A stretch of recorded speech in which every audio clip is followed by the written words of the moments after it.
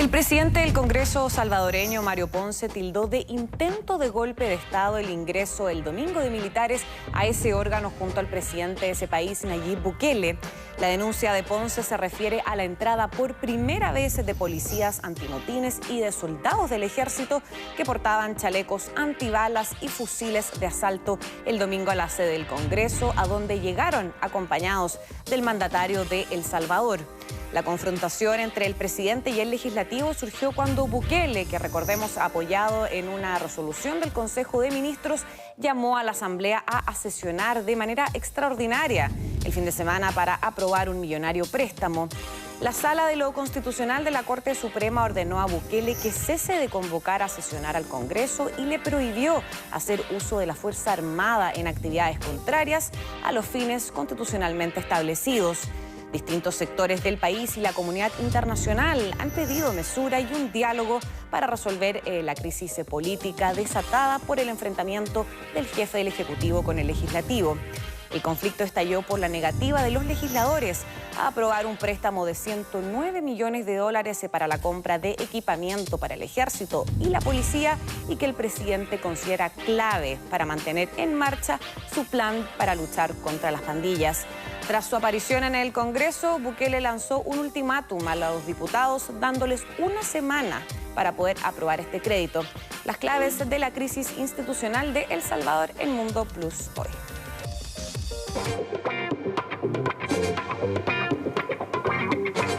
Sí, para seguir profundizando más sobre este tema, ya estamos con Gilberto Aranda, analista internacional de la Universidad de Chile. Muchas gracias por acompañarnos. Gracias por invitarme. Buenas tardes.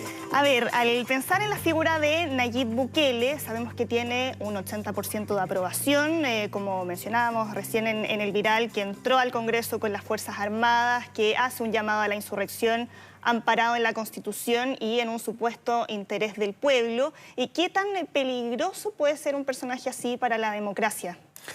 Bueno, desde luego quiero comenzar diciéndote que efectivamente se trata en apariencia de un intento de golpe de Estado. Cuando las Fuerzas Armadas entran a un Congreso, el Congreso es el corazón de la democracia. En muchos lugares, en Centroamérica también, tiene un desprestigio por estar asociado a lo que son las élites políticas. Pero en las democracias, el corazón está en los congresos, y la irrupción de uniformados, ya sea policías, antimotines, en este caso como soldados de Fuerzas Armadas, es ciertamente se viola un acuerdo y por lo tanto estamos en una escenificación, diría yo, de un episodio que podría haber tenido daño colateral muy fuerte. Sin embargo, yo creo que aquí el tema de fondo es que, más allá de hablar de si fue un golpe blando, en este caso sí, o un intento de golpe blando, acá lo que estamos ante un nuevo estilo político, con un estilo de antagonismo. Lo que trató de hacer Bukele fue de alguna manera escenificar el antagonismo político, que es lo típico del populismo que está vigente, ¿no? Decirse que se representa al pueblo, y como se representa al pueblo, no hay límites. Se puede hacer básicamente lo que el pueblo está diciendo en una u otra forma.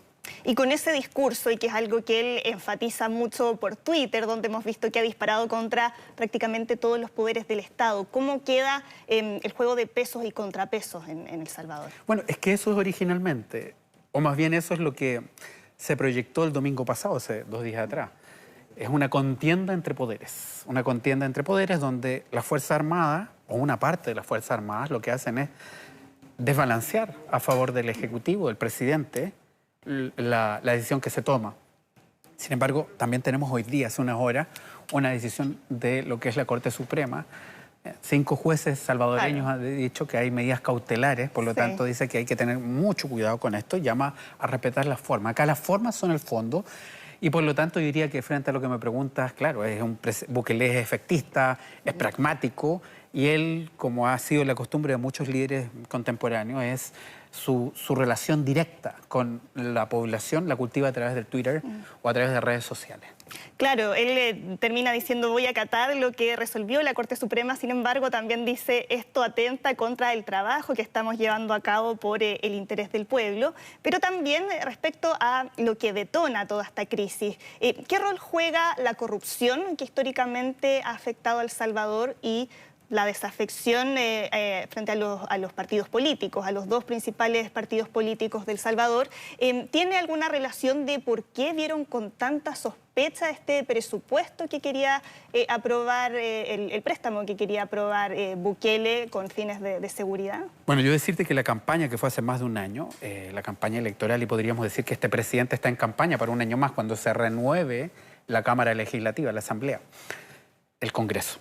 Este presidente llega upado por dos temas. Uno es corrupción, la lucha de la corrupción, donde básicamente se acusa a las clases políticas, pero también la cuestión de la seguridad, porque El Salvador junto con Guatemala y también con Honduras son parte de lo que se llama el Triángulo Norte, clave para la seguridad de Estados Unidos. Uno de los países más violentos del mundo. Exactamente. Están las maras, que son pandillas, que se organizan en torno al tráfico de armas y otro tipo, pero que también están conectados con el circuito de la droga, del narcotráfico. Estos 109 millones son parte, o un poco esta medida para coaccionar al Congreso, es para que aprueben vía rápida una petición de préstamo de 109 millones de dólares, que es la tercera parte de su plan territorial, que es precisamente para atacar el tema de las maras. Ahora, esto lo hace también con un doble propósito para significar su diferencia con el Congreso y con la clase política, para decirle yo los represento, y por lo tanto todo el tema de los procedimientos, el proceso, el tiempo que toman las decisiones son rápidamente abreviados por lo que es un mandato de corte populista. El populista es el gran adivino, el mago, que puede hacer las cosas brevemente sin ningún tipo de procedimiento, simplemente porque tiene detrás de sí al pueblo. Y él está gobernando con ese estilo. Y tiene razón cuando él dice que por parte de la clase política dominante no hay voluntad a la hora de avanzar en la violencia y que las pandillas financian a los principales partidos. Bueno, desde luego hay una parte muy importante donde la clase política empieza a tener un tipo de vínculo, muchas veces indirecto, solapado, subrepticio, con lo que son los intereses ya sean de maras, de pandillas, o incluso algunos podrían pensar en el narcotráfico. La cuestión es que la pregunta es si esta relación que hay que investigar y hay que sancionar da pie para hacer cualquier tipo de medida.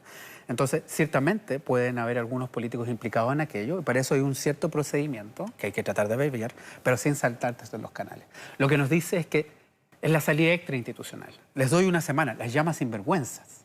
Les doy una semana acá el próximo domingo para que aprueben esto.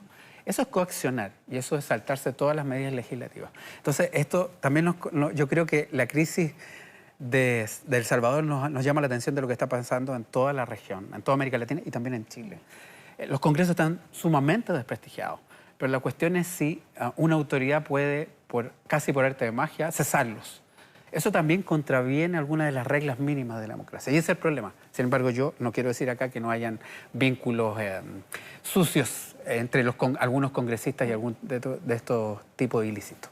Y con un presidente como Bukele que no tiene el respaldo del Congreso porque él no tiene fuerza política propia, ¿hasta qué punto debiera seguir escalando este choque de poderes? ¿Podría prosperar eventualmente un juicio político contra él, que es una probabilidad que han señalado algunos de los legisladores? Yo tengo la impresión de que si prosperara ese juicio político se van a encontrar con la desaprobación de una parte muy importante de la población. El 80% lo respalda. Eso es un hecho de la causa. Lo que ocurre es que medidas como las que se toma va enervando, va tensando la contienda política. Y claro, al presidente le interesa seguir bajando porque ha sido bastante eficiente su plan de seguridad. Le interesa seguirlo de alguna manera explotando este plan de seguridad para que en algún momento, cuando en un año más, le sean favorables las elecciones legislativas y pueda tener un número de legisladores. Por ahora no los tiene y a él le parece que esperar un año es mucho. De todas maneras, a mí me parece que es un momento muy delicado y yo no descarto ni el juicio político ni otra prueba de fuerza como la que vimos el domingo pasado.